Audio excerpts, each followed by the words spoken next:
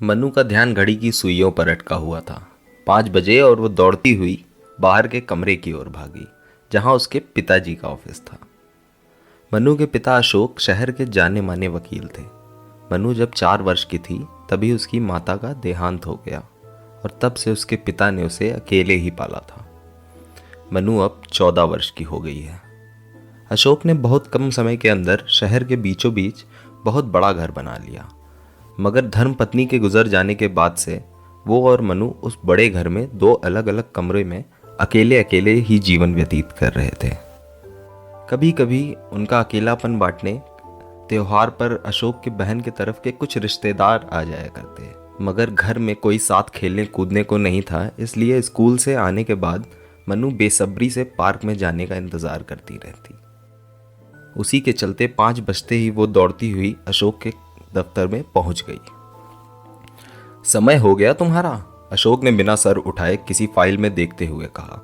उसे मनु के आने की आहट हो गई थी। हाँ, जा रहे हैं, 1 घंटे में आएंगे, कहते हुए मनु पलटी और बिना पीछे देखे भागते हुए गेट से बाहर चली गई। कक्षा 6 के बाद से अशोक ने मनु को अकेले पास के पार्क में जाने की आज़ादी दे दी थी, मगर शर्त थी कि समय से जाकर समय से वापस आना है। शर्तानुसार मनु अपना एक भी सेकंड व्यर्थ नहीं करती थी घर से बाहर जाने में। पार्क ज्यादा बड़ा नहीं था। एक गोल छोटा सा खेलने का मैदान था, कुछ 8-10 बेंच और चारों तरफ चलने के लिए रास्ता। गोल मैदान में लड़के क्रिकेट खेलते थे। मनु भी उन्हीं के साथ खेलती। 10-12 लड़कों में वो अकेली लड़की रहती। कुछ और लड़कियां भी आती, मगर वो ज्यादातर चलने वाले रास्ते पर बैडमिंटन ही खेला करती थी। अधिकतर लड़के मनु के हम उम्र ही थे, कुछ तो स्कूल में उसी के क्लास के थे। मनु हाफती हुई पहुंची तो उसने देखा कि खेल शुरू हो गया है। उसने सीधे जाकर जो लड़का गेंद फेंक रहा था उसका रास्ता रोक लिया। मेरे बिना कैसे शुरू कर दिया तुम लोगों ने? मैं किस टीम में हूं? मनु का चेहरा धूप की रोशनी में लाल हो गया था। उसकी आवाज में खीज और आशा दोनों की मात्रा बराबर थी।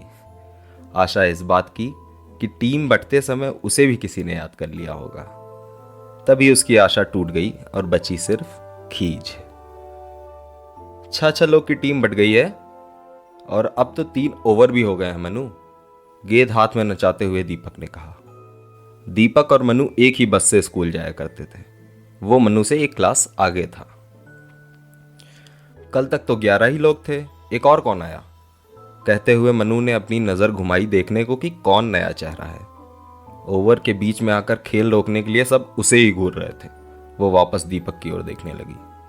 सैफ के बुआ का लड़का आया है, वो खेल रहा है आज, दीपक ने मनु के करीब आकर धीरे से कहा और उसे थोड़ा बगल होने का इशारा करके गेंद फेंकने चला गया।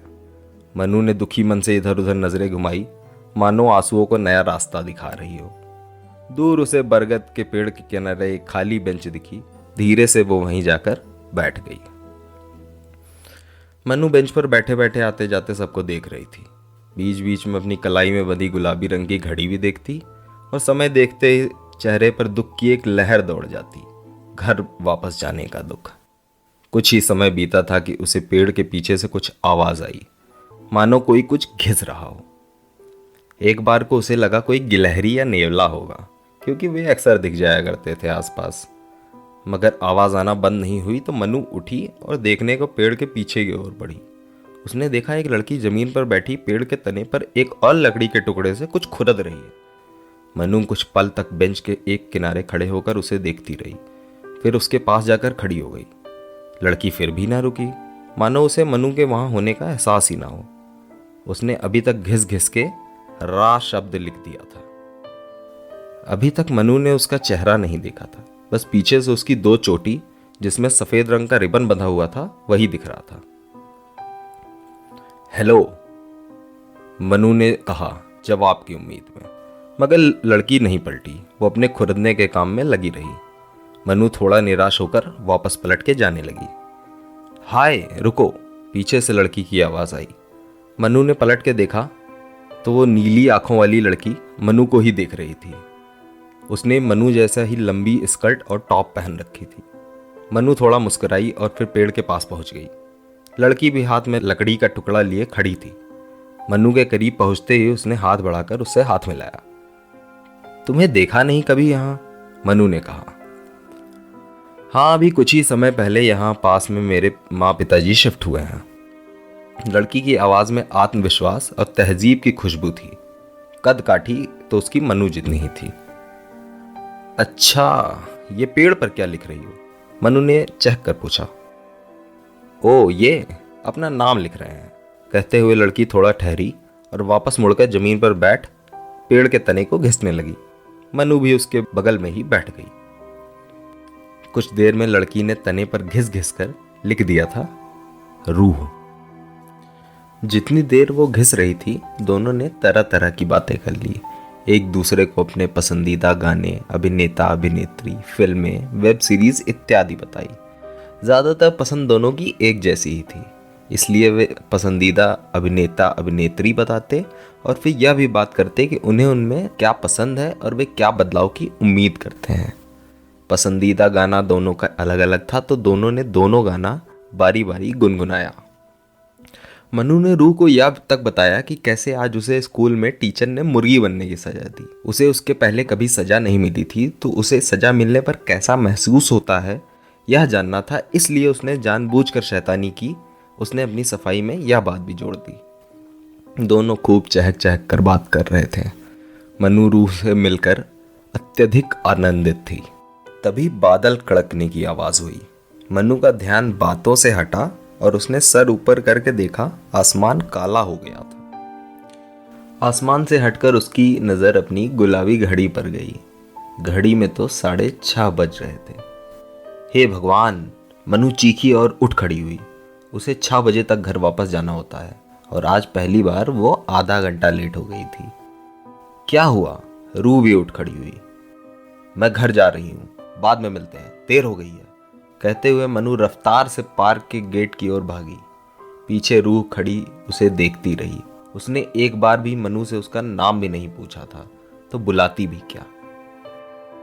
इधर अशोक द्वारा निर्मित शर्त ना निभाने पर क्या सजा मिलेगी यह मनु ने कभी जानने की कोशिश नहीं की, मगर आज पार्क से घर की ओर भागते हुए उसके मन में यही सवाल पूरे समय बज रहा था।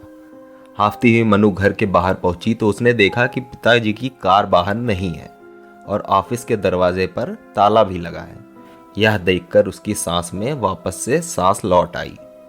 अंदर जाकर देखा तो खाना बनाने वाली मासी आई हुई थी। मनु सीधे किचन में चली गई। हाथ पैर धो लीजिए बेबी, आपके लिए नूडल बना देते हैं, मासी ने मनु को देखते ही कहा और वापस से सब्जी काटने लग गई। वो मनु को बेबी कहकर बुलाती थी। पिछले 12 वर्षों से वही उनके घर में सुबह शाम खाना बनाने से लेकर झाड़ू पोछा सफाई इत्यादि काम करती आई थी। पापा कहाँ गए हैं? मनु ने पूछा। पता नहीं, वो मवाली आया था, उसी के साथ कहीं निकले हैं। रोकते हैं कि उस मवाली का केस ना लड़ें, फिर भी सुनते कहाँ हैं मेरी भाई साहब, मासी ने बड़ी खींच के साथ कहा। कहते हुए उन्होंने सब्जी काटना रोक दिया था, मगर फिर से वापस से और जोर जोर से सब्जी काटने लग गई। मासी की आवाज में एक चिढ़न थी। मासी अशोक भाई को भाई साहब नहीं भाई साहब कहती थी। कौन मवाली? मनु ने थोड़ा घबरा कर पूछा। अरे वो चोर विधायक। क्या मासी, विधायक अंकल तो कितने अच्छे हैं, कहते हुए मनु ने गाजर का एक टुकड़ा उठाने को हाथ बढ़ाया। मासी ने उसके हाथ को रोककर अपने हाथ से उठाकर टुकड़ा खिला दिया। विधायक अंकल बाहर दुनिया में कितने अच्छे हैं वो हमें ही पता है, और तुम पहले जाकर हाथ पैर धोकर आओ, फिर हाथ लगाना सब्जी को, कहते हुए मासी ने स्नेह भरी नजरों से घूरा और मनु चुपचाप वहां से उठकर बाथरूम की ओर चली गई। थोड़ी देर बाद मासी ने कहे अनुसार नूडल परोस दिए। मनु ने चाव से खाया और अपने स्कूल के काम निपटाने में जुट गई। देर रात अशोक वापस आया और उसके और मासी दोनों के पास घर की चाबी थी। मासी खाना बनाकर घर बंद करके जाती और अशोक वापस आकर खोलता। रोज की तरह अशोक ने आते ही कपड़े बदलकर खाना गर्म करके डाइनिंग टेबल पर परोस दिया। कैसा रहा स्कूल? रोज डाइनिंग टेबल पर मनु अशोक को अपने पूरे दिन का विस्तार से विवरण देती और इस विवरण की शुरुआत हर रात इसी सवाल से होती। अच्छा था, कहकर मनु चुप हो गई। आज उसने कुछ भी विस्तार से नहीं बताया। अशोक ने कुछ पल इंतजार किया कि वो कुछ बोलेगी, मगर वो शांत ही रही। मनु मुंह से तो शांत थी, मगर उसके मन में भूचाल आया हुआ था। वो असमंजस में थी कि अशोक को यह बताए या ना कि आज उसने उनकी शर्त का उल्लंघन किया है। और अशोक ने खाने के बीच में रुककर बड़े प्रेम से पूछा, और कुछ नहीं, आज पार्क में एक नई दोस्त बनी। मनु ने अपने मन को विराम देते हुए ज्यादा जानकारी साझा ना करना ही सही समझा। कौन है नई दोस्त? रूह नाम है उसका। बहुत सुंदर है, बहुत अच्छा गाती भी है। मेरी ही उम्र की है। हम दोनों की बहुत अच्छी दोस्ती हो गई है। कहते हुए मनु के चेहरे पर प्रसन्नता थी। अच्छा है, किस स्कूल की है?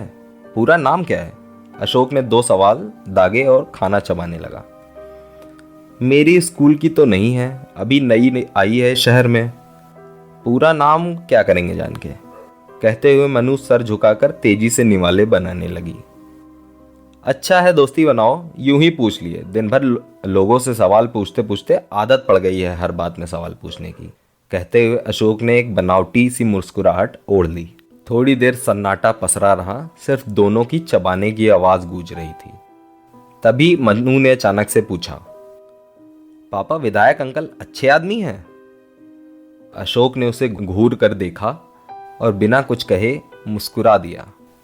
तब दोनों की थाली में खाना खत्म हो गया था। अशोक ने बात बदलते हुए कुछ और ही बात शुरू कर दी और कहा, आइसक्रीम का समय हो गया है अब। क्यों, क्या कहती हो? अशोक ने मुंह मटकाकर चम्मच हवा में लहराते हुए कहा। यस, मनु खुशी से चीख उठी। इस समय उसके लिए विधायक अंकल का अच्छा बुरा होना मायने नहीं रखता था। दोनों ने एक एक कटोरी आइसक्रीम खाई और सोने चले गए। अगले दिन जैसे तैसे स्कूल निकाला और ठीक शाम 5 बजे मनु फिर पार्क पहुंच गई। अंदर घुसते ही पिछले दिन की तरह दीपक मिला, हाथ में गेंद थामे हुए। मगर आज उनके पास 11 खिलाड़ी ही थे। आओ मनु, आज तुम मेरी टीम में हो। सैफ की बुआ का लड़का नहीं आया है आज। दीपक ने गेंद हाथ नचाते हुए टेढ़े खड़े होकर बड़ी स्टाइल से कहा। मनु ने दीपक को देखा और फिर बाकी 10 लड़कों को। सब आज भी घूर रहे थे, मगर गुस्से से नहीं। आज मुझे नहीं खेलना, कहकर मनु ने उन्हें पलट कर भी नहीं देखा और सीधे कोने में बरगद के पेड़ की ओर चली गई। सब लड़के तब भी घूर रहे थे। दीपक ने कुछ कहना चाहा, मगर उसके मुंह से एक भी शब्द नहीं निकला। मनु बरगद के पेड़ वाली बेंच पर जाकर बैठ गई। मनु ने बैठने से पहले ही उचक कर पेड़ के पीछे देख लिया था। रूह आज वहां मौजूद नहीं थी। करीब आधे घंटे वहीं बैठे रहने के बाद मनु ने अपने कंधे पर एक हाथ महसूस किया। पलटकर देखा तो रूह थी। मनु उसे देखते ही प्रसन्नता से खिलखिला उठी। आओ बैठो, कहते हुए मनु ने उसको बेंच पर बैठने का इशारा किया। रूह चुपचाप आकर बैठ गई। मनु ने रूह को समझाया कि क्यों वो कल अचानक भाग गई थी। उसने शर्त के बारे में भी बताया, साथ में यह भी बताया कि उसके पास 6 बजे तक का ही समय है। रूह ने एक शब्द भी नहीं कहा। वो चुपचाप मनु को घूरे जा रही थी। आज वो कल से ज्यादा सफेद लग रही थी, मगर कल जितनी जीवंत नहीं लग रही थी। उसने कपड़े भी वही पहने थे जो कल पहने थे और चेहरे पर एक अजीब सी मायूसी छाई हुई थी। तुम इतनी दुखी क्यों लग रही हो? मनु ने अपनी सारी बातें करने के बाद एक 10 सेकंड का विराम लेकर पूछा। रूह फिर भी चुप रही। अब उसकी आंखें ज्यादा पथरा गई थी, मानो वो मनु की ओर देखकर भी मनु को न देख रही हो। देखो, मेरे पास 10 मिनट और बचे हैं, वरना कल तो बच गए, पापा घर पर नहीं थे, आज नहीं बचेंगे। मनु ने घड़ी की ओर देखते हुए बड़ी मासूमियत से कहा।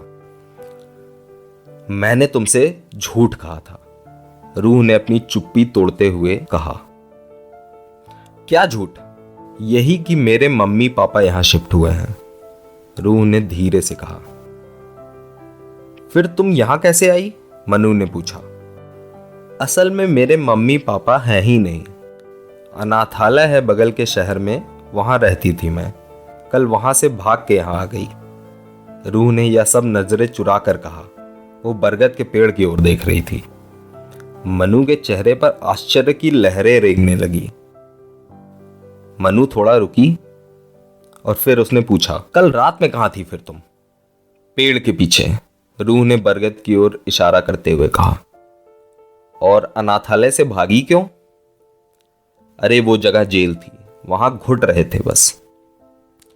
रूह के यह कहते ही कुछ पल सन्नाटा छाया रहा। मनु ने अपनी हथेलियां सर पर दे मारी और फिर घड़ी की ओर देखा। अब 6 बजने में बस 5 मिनट ही बचे थे। मनु हथेलियां रगड़ती हुई खड़ी हुई और हिम्मत करके कहा, उठो तुम मेरे साथ चलो। मनु ने झट से फैसला लिया, और समय लगता भी क्यों, उसके पास सोचने के लिए ज्यादा विचार नहीं थे।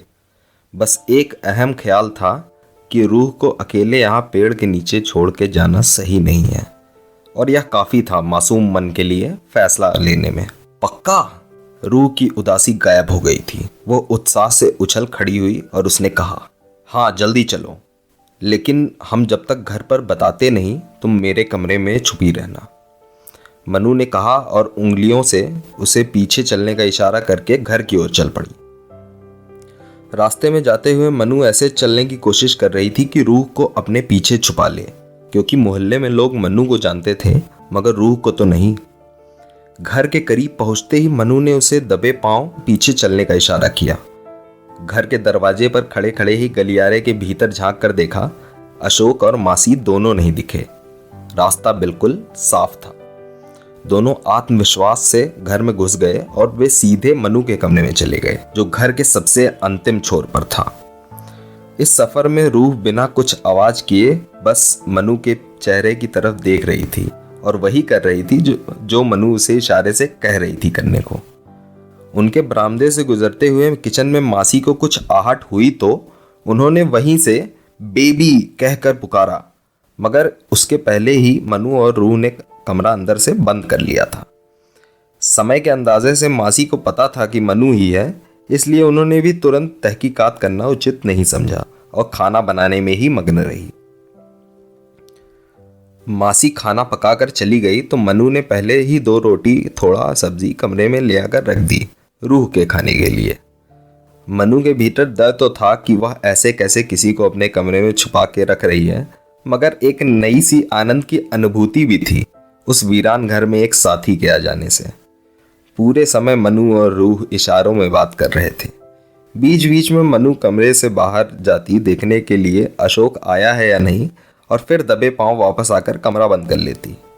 घर में कोई नहीं था, फिर भी लगभग 2-3 घंटे तक मनु और रूह यही करते रहे, इशारों में बातें। लगभग 10 बजे अशोक वापस आया। आते ही खाना लगाकर मनु को आवाज दी। मनु अपने कमरे से आई, ऐसे बर्ताव करते हुए जैसे उसने अशोक के घर में आने की आवाज सुनी ही नहीं, मगर उसे और रूह को सब पता था कि क्या हो रहा है। आप कब आए पापा? आज देर हो गई, मनु ने बिना नजरें मिलाए पूछा और डाइनिंग चेयर खींचकर बैठ गई। हाँ, काम थोड़ा ज्यादा है। अशोक की आवाज में अत्यधिक थकान थी। दोनों चुपचाप खाना चबाने लगे। अशोक ने एक रोटी ही खाई और उठा थाली लेकर किचन में चला गया। इधर मनु कभी किचन के दरवाजे की तरफ देखती तो कभी अपने कमरे के दरवाजे की तरफ। अशोक का मूड थोड़ा कम अच्छा देखकर मनु ने उसी समय रूह के बारे में बताना सही नहीं समझा। वो चुपचाप सर नीचे करके खाना खाती रही। हम थोड़ा ऑफिस वाले कमरे में जा रहे हैं, तुम खा के सोने चले जाना, आज नो आइसक्रीम, कहते हुए अशोक गलियारे से होता हुआ बाहर के कमरे में चला गया। चलो अच्छा हुआ, लगता है विधायक अंकल का केस है, मनु चबाते हुए सोच रही थी। जल्दी जल्दी चबाकर मनु ने खाना खत्म किया और पानी का एक बड़ा बोतल लेकर उछलते हुए कमरे में चली गई। अगले दिन रविवार होने की वजह से स्कूल न जाने की खुशी भीतर फूट रहे आनंद में घी का काम कर रही थी। कमरे में पहुंचते ही मनु ने कमरे का दरवाजा अंदर से बंद कर लिया और पानी का बोतल बगल के मेज पर रखकर नाचने लगी। रूह भी उसे देखकर नाच रही थी। दोनों अत्यधिक प्रसन्न थी, मानो इसी आज़ादी का उन्हें जन्मों से इंतजार था। मनु ने रूह को अपने सारे पुराने खिलौने दिखाए जो अब उसने खेलना छोड़ दिया था। फिर एक पुराना एल्बम भी दिखाया जिसमें उसकी बचपन की तस्वीर थी अपनी माँ के साथ। मनु ने धीरे से फुसफुसाते हुए रूह को बताया कि कैसे उसे अपनी माँ की कुछ हरकतें याद हैं बस। जैसे माँ की आंखें जो वो बड़ी करके डराया करती थी, या फिर उनका सुबह सुबह उठकर पानी से गलारा करना जिसको लेकर उनकी और पापा की अक्सर लड़ाई हो जाया करती। बाद में तो सिर्फ उन्हें बिस्तर पर पड़े ही देखा। जैसे जैसे समय बढ़ा बिस्तर से उतना ही दूर कर दिया मुझे, और फिर माँ आत्मा बन गई। रूह टकटकी लगाकर उसे सुने जा रही थी। मनु ने रूह को यह भी बताया कि उसकी माँ ने कई फिल्मों में गाने भी गाए हैं। गानों का जिक्र हुआ और कुछ ही देर में रूह कुछ गुनगुनाने लग गई। मनु ने भी उसकी आवाज़ से आवाज़ मिलाई और दोनों अगले कई घंटों तक सुर की सवारी करते रहे। गाते हुए मनु भूल चुकी थी कि घर में उसके सिवा और कोई भी है। बहुत देर तक गाते रहने के बाद अचानक से बरामदे से कुछ खटपट की आवाज़ आई। दोनों शांत हो गए। मनु ने फिर से फुसफुसाया, सो जाते हैं, पापा उठ गए हैं लगता है। दोनों ने उसके बाद मुंह से एक भी शब्द नहीं निकाला और चुपचाप सो गए। सुबह मनु की नींद टूटी दरवाज़ा पीटने की आवाज़ से। अशोक उसके कमरे का दरवाज़ा पीट रहा था। मनु उठी और उसने तुरंत ही दरवाज़ा खोल दिया बिना कुछ सोचे हुए। पीटने की आवाज़ से शायद उसका शरीर जाग गया था, मगर मन पूरी तरह से तब जागा जब उसने दरवाज़ा पूरा खोल दिया। मगर अब वो पीछे पलट कर नहीं देख सकती थी क्योंकि दरवाज़ा खुल गया था और सामने था अशोक। गेट क्यों बंद करके सोई थी तुम? पता है सुबह से कितनी बार पीट चुके हैं? अशोक के चेहरे पर गुस्से भरी घबराहट थी। अरे वो पापा, गलती से हो गया था। मनु ने हकलाते हुए कुछ शब्द कहे। ठीक है, कोई बात नहीं, ब्रश करके आ जाओ, नाश्ता कर लो, अशोक ने कहा और मुड़कर जाकर डाइनिंग टेबल पर बैठ गया। मनु की सांस में सांस आई। मनु ने वापस आकर देखा रूह बड़े सुकून से सोई हुई थी। मनु ने दबे पांव जाकर बाथरूम में ब्रश किया और कमरे से बाहर नाश्ता करने पहुंच गई। मासी ने नाश्ता बनाकर टेबल पर रख दिया था। अशोक ने खाना शुरू भी कर दिया था। कल रात में तुमको गाते हुए सुना, अशोक ने पराठा चबाते हुए कहा। मनु यह सुनते थोड़ा स्तब्ध हो गई। वो कुछ नहीं बोली और थाली में खाना परोसने लगी। अपनी माँ जितना अच्छा गाती हो तुम, अशोक ने थोड़ी देर की शांति के बाद बड़े स्नेह से कहा। यह सुनते ही मनु को यह पता चल गया कि अशोक ने रूह को नहीं सुना। वो अब थोड़ा सहज हो गई। अच्छा, मनु ने बस इतना कहा और निवाला मुंह में डाल चबाने लगी। तभी उसने देखा मासी घर की सफाई करते करते उसके कमरे की ओर बढ़ी। इधर मुंह में निवाला डालकर वो दौड़ भी नहीं सकती थी और कुछ कहती इसके पहले मासी कमरे के अंदर जा चुकी थी। मनु के हाथ पांव ठंडे पड़ गए। अब उसे इंतजार था मासी के कमरे के भीतर से शोर मचाने का। वो टकटकी लगाए कमरे के दरवाजे की तरफ देखे जा रही थी। कोई आवाज नहीं आई और कुछ देर बाद में मासी भी आ गई अपना झाड़ू पोछा लेकर। उन्होंने देखा कि मनु उन्हें घूर रही है, मगर वो नज़रअंदाज करके बाथरूम में चली गई पोछा धोने। मनु ने झट से अपनी थाली का खाना खत्म किया और थाली उठाकर किचन में चली गई। अशोक अभी भी खाने में व्यस्त था और खाते खाते फोन में खबरें पढ़ रहा था। मनु भागती हुई अपने कमरे की ओर गई। अशोक ने एक बार नजरें उठाकर मनु को भागते हुए देखा, मगर फिर वापस से फोन में देखने लगा। मनु ने कमरे में पहुंचकर देखा तो रूह वहां मौजूद नहीं थी। उसने बाथरूम में भी जाकर देखा, वहां भी रूह नहीं थी। मनु थोड़ा घबरा गई कि अचानक से रूह कहां चली गई। कहीं मासी को आते ही देख वो खिड़की से बाहर ना कूद गई हो। यह सोचकर उसने खिड़की के पास जाकर भी देखा, वहां भी रूह नहीं थी। हालांकि खिड़की में लगे लोहे के सरियों के बीच से इंसान का निकल पाना मुमकिन नहीं था। मनु भागती हुई कमरे से बाहर गई और उसने घर के एक एक कमरे में ढूंढा, रूह कहीं नहीं थी। अशोक ने मनु को इधर उधर भागते हुए देखा तो पूछा भी कि कुछ खो गया है क्या, मगर मनु ने कुछ कहा नहीं और अपने कमरे में चली गई। मनु को जब कुछ समझ नहीं आया तो उसे लगा रूह हो सकता है पार्क में चली गई हो। वो झट से अशोक के कमरे में पहुंच गई। पार्क जा रहे हैं, तुरंत ही आ जाएंगे, मनु ने कमरे में घुसते ही कहा। अशोक अपने बेड पर लेटे हुए फिर से कोई फाइल पढ़ रहा था। इतनी सुबह? हाँ, वो अपना हेयर बैंड कल हम वहीं छोड़ दिए थे गलती से। शाम को ले आना, तब तक तो गायब हो जाएगा। वही ढूंढ रही थी क्या उस समय? अशोक ने पूछा। हाँ हाँ, वही ढूंढ रहे थे, मनु ने बड़े आत्मविश्वास से कहा। ठीक है, जल्दी जाकर आओ, कहकर अशोक वापस से फाइल में देखने लग गया। मनु भागती हुई घर से बाहर निकल गई। रूह की तलाश में मनु सीधा उसी बरगद के पेड़ के पास पहुंच गई। रूह उसे वहां नहीं मिली। मनु ने पार्क के हर कोने में जाकर देखा कि कहीं रूह दिख जाए, मगर वो कहीं नहीं थी। वापस से मनु उसी बरगद के पेड़ के पास आकर बैठ गई। यूं अचानक रूह के चले जाने का कारण उसे बिल्कुल नहीं समझ आ रहा था। थोड़ी देर वो वहीं बैठी रही कि कहीं रूह उसे ढूंढते हुए वहां आ न जाए, मगर कोई नहीं आया। मनु ने 10 मिनट बोलकर आधे घंटे से ज्यादा लगा दिए थे। फिर मनु की नजर बरगद के पेड़ के तने पर पड़ी, जहां उस दिन रूह अपना नाम खुरेद रही थी।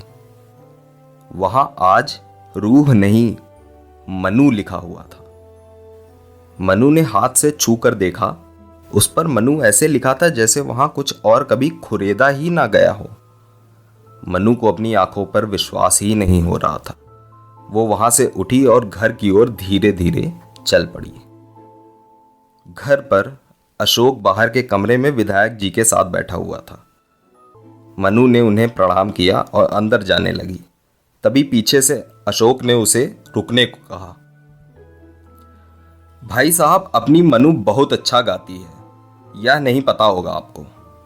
अशोक ने विधायक जी की ओर देखकर खिसियाहट भरी मुस्कुराहट ओढ़े हुए धीरे से कहा। वाह मनु बेटा, हमको भी सुनाओ कोई गाना, विधायक जी ने कहा। मनु एक पल को हिचकिचाई, मगर उसने फिर गाना शुरू किया। गाने का पहला बोल निकलते ही मनु ने देखा रूह उसके बगल ही खड़ी है और गाने में उसका साथ निभा रही है।